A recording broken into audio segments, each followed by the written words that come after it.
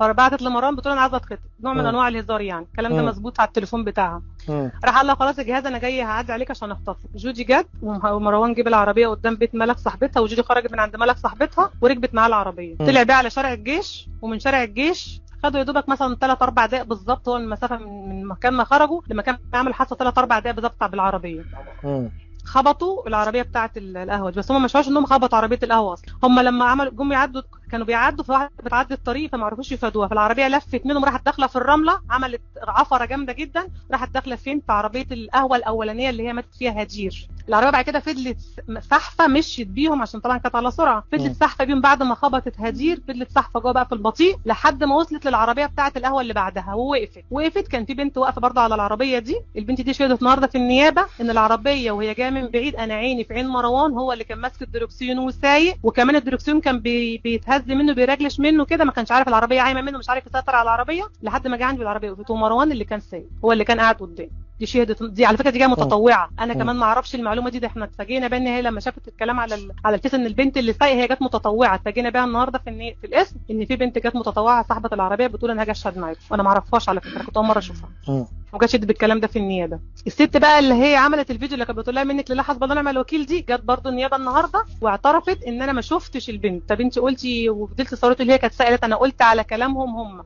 انا كنت فوق في المركز بتاعي وسمعت حاجه دب كده جامده، نزلت لقيت هدير مرميه على الارض، ايدها متقطعه رجلها متقطعه، وقالوا البنت دي اللي عملت الحادثه البنت. طب انت شفتيها؟ لا انا ما شفتهاش. وجانا دي برضو جت النهارده النيابه وقالت برضو ان هي كانت راكبه ورا ما كانتش راكبه قدام، يعني الكاميرات اللي النيابه جابت ان مروان هو نازل من قدام، الشهود اللي هي البنت بتاعت الاول قالت ان مروان نازل من قدام، الكاميرات اللي جابها من على اول شارع الجيش جابت ان مروان هو اللي سايق، اللي هي المسافه دي 3 4 دقائق بالظبط من شارع الجيش لمكان الحادث، 3 4 بالظبط برضه جايبه هو اللي سايق. طب الفيديو جاب هو اللي سايق، وجودي هي اللي راكبه جنبه بقى او ورا ايا كان فين مش مهم، مين كده المدان، مين كده اللي كان سايق؟ ما هو مروان واضحه اهي.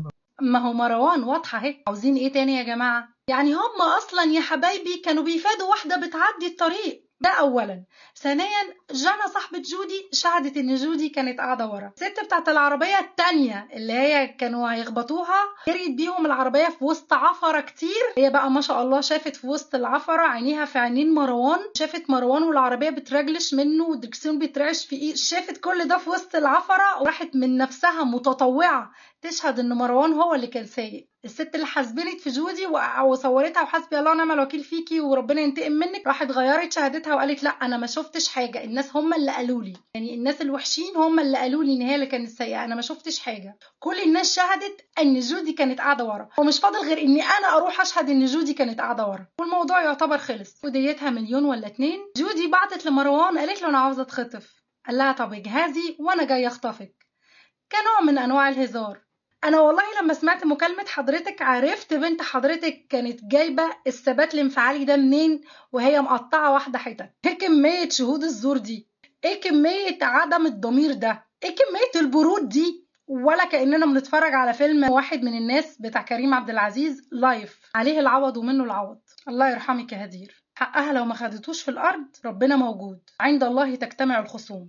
بقية الشاي هي اللي غلطانة، طلعت بقية الشاي هي اللي تستاهل اللي حصل لها وتستاهل ان هي تموت بالطريقة البشعة الشنيعة دي. اما بالنسبة للعيلة اللي ما شافتش رباية واللي بتطلع لسانها والولد اللي كانت معاها عادي بقى انتيمي وكده، طلعت ما فيش اي حاجة. والله العظيم ده ما كلام من عندي، ده كلام بيتقال على لسان الألسنة السعرانة اللي زي ده، اللي طالعين يقولوا انت ازاي كنت تقفي في مكان زي ده، ده مكان خطر عليك، انت تقفي بعربية تبيعي الشاي ليه في اماكن زي ده، خطر عليكي وعلى الناس، فانت تستاهل انك تموتي بالشكل ده. والله قالوا كده وبمعنى الكلام كده، والله قالوا كده ومعنى الكلام كده، قالوا كده ومعنى ان انت تستاهل اللي حصل لك. شفتوا يا جماعه احنا وصلنا لفين؟